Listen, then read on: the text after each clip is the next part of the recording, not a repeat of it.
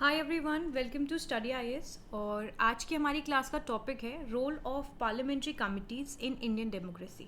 तो देखिए, यहाँ पर बात हो रही है हमारी पार्लियामेंट्री कमिटीज़ की। अब ये जो कमिटीज़ हैं इनको कॉन्स्टिट्यूट किया जाता है ताकि जितने भी मैटर्स हैं हमारी पब्लिक से रिलेटेड, ठीक है, कि क्या चीज़ हमें यहाँ पर अपने पब्लिक के सपोर्ट के लिए करनी है ना, उनके फ़ायदे के लिए करनी है, वेलफेयर के लिए करनी है ना, उनके कल्याण के लिए करनी है। तो इन सारी चीज़ों से रिलेटेड यहाँ पर इन कमिटीज़ को कॉन्स्टिट्यूट किया जाता है, फॉर्म किया जाता है और इनके द्वारा लिया जाता है एक एक्सपर्ट ओपिनियन। क्या लिया जाता है इनके द्वारा? एक एक्सपर्ट ओपिनियन यहाँ पर लिया जाता है जिससे कि हम पब्लिक से रिलेटेड सारी चीज़ों को एक सॉर्टेड वे में देखें, उनके लिए सारी चीज़ें एक बेटर वे में यहाँ पर लेकर आए जिससे कि आगे जाके कोई प्रॉब्लम ना हो। ठीक है, तो ये जो पार्लियामेंट्री कमिटीज़ हैं आपकी, they are been constituted to delve deeper into matters of the public concern and develop expert opinions. तो आज हम लोग यहाँ पर पढ़ेंगे roles of parliamentary committees. Okay, चलिए स्टार्ट करते हैं। उससे पहले देखिए, अनअकैडमी आप लोगों के लिए लेकर आया है अनलॉक 20% ऑफ। तो बेसिकली अगर आप लोग अनअकैडमी का प्लस सब्सक्रिप्शन ले रहे हो तो यहाँ पर आपको एक कोड का इस्तेमाल करना है, AMS लाइव। इस कोड का यूज़ करते ही आपको यहाँ पर डिस्काउंट मिल जाएगा, ठीक है। और जैसे कि आप लोग देख सकते हो कि अनअकैडमी आप लोगों के लिए 20% का डिस्काउंट लेकर आया है सब्सक्रिप्शन लेने पर। चाहे आप लोग यहाँ पर जो बैचेस हैं, इंग्लिश बैच में एनरोल कर रहे हो, इंग्लिश बैच में एनरोल कर रहे हो या हिंदी बैच में कर रहे हो, टाइमिंग्स और जो डेट है जब से ये स्टार्ट हो रहे हैं वो भी आप लोगों के सामने है। अगर आप लोगों को अपनी तैयारी अच्छी तरीके से यहाँ पर करनी है तो आप अनअकैडमी का प्लस सब्सक्रिप्शन ले सकते हो और लिमिटेड टाइम पीरियड ऑफर चल रहा है। आज के दिन ये ऑफ़र बिल्कुल ख़त्म हो जाएगा रात 11:59 पर, ठीक है। 11:59 पर ये जो ऑफ़र है आपका ये एंड हो जाएगा। सो इसीलिए यहाँ पर जल्दी से सब्सक्रिप्शन ले लीजिए। इसके बाद अनअकैडमी आप लोगों के लिए आरंभ बैच लेकर आया है जो कि 13 अप्रैल से स्टार्ट हो गया। Do enrol in this. After that है आपका foundation batch for UPSC CSE। Optional carnival weekend आप लोगों के लिए यहाँ पर स्टार्ट हो गया है। इसमें आप लोग एनरोल कर सकते हैं, यहाँ पर स्कैन करिए QR को और इसमें एनरोल कर लीजिए। 2 डेज़ यहाँ पर आपको मिलेंगे जिसमें फ्री स्पेशल क्लासेस होंगी, बायो टॉप एजुकेटर्स और ऑप्शनल की क्लासेस हैं, तो इनमें एनरोल आप कर सकते हैं। देन फाउंडेशन सक्सेस प्रोग्राम है आप लोगों के लिए। उसके बाद है ऑफलाइन ऑप्शनल क्लासेस, वो भी आपके एंथ्रो, जियो, लॉ और मैथमेटिक्स की। तो आप लोग इसमें एनरोल कर सकते हो और इसमें भी देखिए आपको मिल रहा है 20% का डिस्काउंट, ठीक है। 20% का डिस्काउंट मिल रहा है और यहाँ पर आपको कोड का इस्तेमाल करना होगा AMS लाइव, जो कि आपको स्ट्रेट अवे यहाँ पर कितने का डिस्काउंट देगा, यहाँ पर आपको 10% का डिस्काउंट दे देगा कोड, ठीक है। कोड को यूज़ करो, 20% डिस्काउंट यहाँ पर आपको एक्स्ट्राज में मिल रहा है, तो जल्दी से इसमें एनरोल कीजिए। चलिए, अब यहाँ पर हम लोग पहले बात करते हैं that what are the parliamentary committees. Evolution कैसे हुआ कमिटीज़ का? देखिए, जो स्ट्रक्चर है कमिटी सिस्टम का, इसको 1993 में इस्टेब्लिश किया था। कब किया था?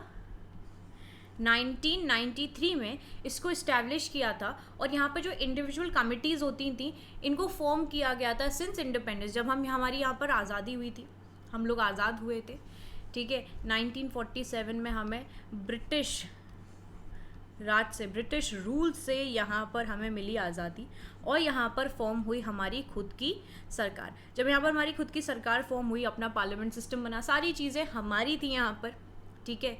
अब क्या हुआ कि जब यहाँ पर आपकी इंडिविजुअल कमिटीज़ बनी तो वो कब से फॉर्म हुई? आपकी इंडिपेंडेंस से। अब there were 5 of many crucial committees of the constituent assembly.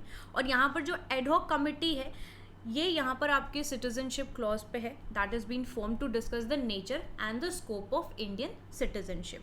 इसके बाद आप देखोगे यहाँ पर north east frontier, Assam tribal and excluded area sub committee and the excluded and partially excluded areas, जैसे कि आपके असम वगैरह हो गए, सब कमिटीज़ जो कि यहाँ पर आपकी सिग्निफिकेंट कमिटीज़ हैं जो इंडिपेंडेंस के टाइम पर आपकी फॉर्म होती हुई नजर आई। इसके बाद एक्सपर्ट कमिटी फाइनेंशियल प्रोविजंस के ऊपर बनाई गई ऑन द यूनियन कॉन्स्टिट्यूशन, और आपकी एडवाइजरी कमिटी थी on the subject of political safeguards for your minorities which were formed to give recommendations on taxation, abolition of reservation for religious minorities respectively.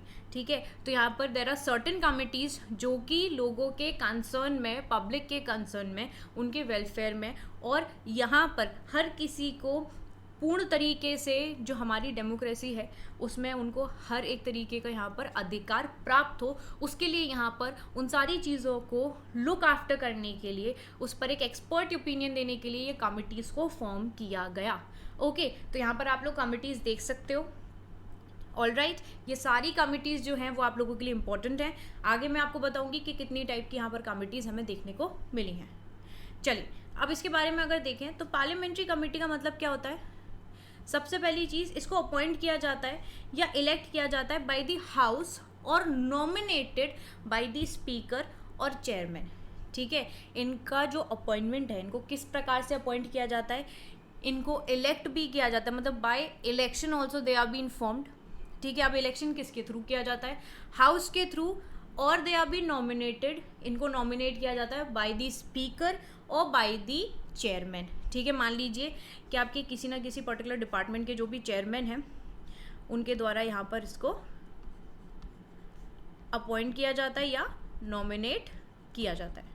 Okay, now these work under the direction of speaker and chairman. तो chairman और speaker के अंतर्गत ये यहाँ पर work करते हैं, उनके डायरेक्शन के बेसिस पे।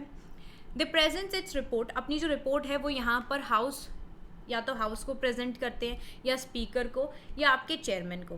दे has a secretariat provide by the Lok Sabha and the Rajya Sabha. इनका जो आपकी कंसल्टेटिव कमिटीज़ होती हैं जो कि कंसिस्ट करती हैं ऑफ मेंबर्स ऑफ पार्लियामेंट। ठीक है, अब यहाँ पर जो आपकी कंसल्टेटिव कमिटीज़ होती हैं उनमें आपके होते हैं MPs, members of parliament, and they are not parliamentary committees as they do not fulfil the above 4 conditions. अब ये जो कंसल्टेटिव कमिटीज़ होती हैं ये पार्लियामेंट्री कमिटीज़ नहीं होती, क्योंकि इनमें आपको ये जो ऊपर की 4 हमें जितने भी ये फुलफिलमेंट दिख रही हैं वो नहीं होती हैं। मतलब इनको यहाँ पर अपॉइंट या इलेक्ट नहीं किया जाता है या नॉमिनेट नहीं किया जाता बाय द स्पीकर और by the chairman. They doesn't work under the speaker or chairman. They doesn't present its report in front of house or to the speaker or chairman, or they doesn't have a particular secretariat which has been provided by the Lok Sabha और राज्य सभा। Okay, moving forward, किस प्रकार की यहाँ पर आपको committees देखने को मिलती है। देखिए, सबसे पहले है स्टैंडिंग कमेटी, जो कि एक परमानेंट होती है। ठीक है, it's permanent, constitute every year और पीरियोडिकली, और ये वर्क करती है कॉन्टिन्यूस बेसिस पे। स्टैंडिंग कमेटी कैसी है, परमानेंट है, और ये वर्क करती है कॉन्टिन्यूस बेसिस पे। वहीं पर स्टैंडिंग कमिटीज़ को क्लासिफाई किया जाता है आपकी 6 कैटेगरीज में। 6 कैटेगरीज कौन कौन सी हो गई, फाइनेंशियल कमेटी हो गई आपकी, डिपार्टमेंट हो गया आपके डिपार्टमेंटल स्टैंडिंग कमिटीज़ हो गई, कमिटीज़ जो कि इंक्वायर करें यहाँ पर, कमिटीज़ जो कि स्क्रूटनाइज करें या कंट्रोल करें किसी भाग को, कमिटीज़ जो कि रिलेट करती हैं to the day to day business of the house, और फाइनली है आपकी हाउस कीपिंग कमिटीज़ और सर्विस कमिटीज़।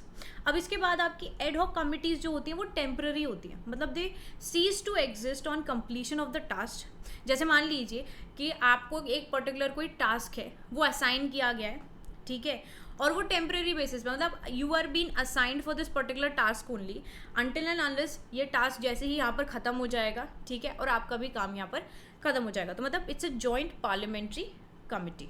एग्जाम्पल के तौर में अगर देखा जाए तो ये आपकी जॉइंट पार्लियामेंट्री कमेटी थी। उसी के बेसिस पे हमें एडहॉक कमिटीज़ देखने को मिलती हैं जो कि टेम्परेरी हैं। They cease to exist on completion of task, जो कि उनको यहाँ पर असाइन किया जाता है, ठीक है, जैसे काम खत्म उसके बाद they are been ceased. Okay, moving forward, what is the role of your parliamentary committee. Parliamentary committee का रोल क्या है, देखिए सबसे पहली चीज़ ये प्रोवाइड करती हैं लेजिस्लेटिव एक्सपर्टीज़। तो जितने भी आपके जैसे मोस्ट ऑफ द पीएम्स हैं they are not subject matter expert on the topics जो कि यहाँ पर डिस्कस किए जाते हैं। तो पार्लियामेंट्री कमिटीज़ जो हैं ये यहाँ पर एमपीज़ की मदद करने के लिए बनाई जाती हैं, टू सीक देम एक्सपर्टीज़, ठीक है, किसी भी चीज़ के बारे में, और यहाँ पर उनको समय दें to think about the issues in detail, ठीक है। जो भी यहाँ पर कोई मान लीजिए कि अगर हमारे देश में किसी न किसी पर्टिकुलर चीज़ पे ज़्यादा केसेस बढ़ रहे हैं, अगर हमें यहाँ पर जो आपके वर्कर्स हैं उनके लिए यहाँ पर हमें कोई ना कोई, जैसे आपकी लेबर वगैरह हो गई, ठीक है, उनके लिए हमें एक नया कोई नियम लाना है, या हमें उनके फ़ायदे के लिए, उनके वेलफेयर के लिए कोई पर्टिकुलर चीज़ यहाँ पर असाइन करनी है ना, हमें देखना है कि उनको प्रॉपर आवर्स ऑफ वर्क का काम कराया जा रहा हो, उनको प्रॉपर यहाँ पर सैलरी दी जा रही हो, तो उनके लिए क्या होता है कि यहाँ पर ये जो कमिटीज़ हैं वो बनाई जाती हैं, जो कि इन सारे इश्यूज़ में डिटेल में जाके इनके बारे में यहाँ पर सारी चीज़ों को सोचती समझती एक एक्सपर्ट राय देती हैं इन सारी चीज़ों पर। ओके उसके बाद they also act as a mini parliament. How they act? They are acting as a mini parliament. तो ये जो कमिटीज़ हैं ये मिनी पार्लियामेंट की तरह एक्ट करती हैं, एज दे हैव MPs जो कि रिप्रेजेंट करते हैं in different parties which are elected into them through a system of single transferable vote in roughly the same proportion as they strengthen parliament. वहीं पर अगर देखा जाए they also they are the instrument for detailed scrutiny. जब यहाँ पर जो bills वगैरह है ये रेफर किए जाते हैं इन कमिटीज़ को, तो ये एग्जामिन करती हैं इनको क्लोजली, और जो इनपुट्स होती हैं they are being sought from various external stakeholders including the public. Okay so these are the roles जो कि हमें यहाँ पर पार्लियामेंट्री कमिटीज़ के देखने को मिलते हैं। ठीक है, सो आई होप आप लोगों को यहाँ पर पार्लियामेंट्री कमिटीज़ के बारे में समझ में आ गया होगा व्हाट आर दीज। ठीक है, किस किस प्रकार की कमिटीज़ हमें देखने को मिलती हैं, वाई आर दे मेड, क्या एवोल्यूशन रहा है, सबसे पहले कमिटी कब आपकी बनी थी, किन किन बेसिस पे बनती है, और क्या क्या इनके रोल रहते हैं। ठीक है, चलिए आई होप यहाँ पर आपको इतने पॉइंट्स जो हैं वो क्लियर हो गए होंगे। अगर देखिए आपके कोई भी डाउट रहते हैं तो आप लोग देखो कमेंट सेक्शन में डेफिनेटली पूछा करो। ठीक है, बाकी लाइक शेयर करो वीडियो को, अगर अच्छी लगती है तो आप लोग वीडियो को लाइक कर सकते हो, शेयर कर सकते हो, और देखो चैनल को सब्सक्राइब करना बिल्कुल नहीं भूलना अगर आप चैनल पर नए हो। मैं आप लोगों से मिलूंगी अगली वीडियो में, तब तक के लिए bye bye everyone, take care and have a wonderful day ahead.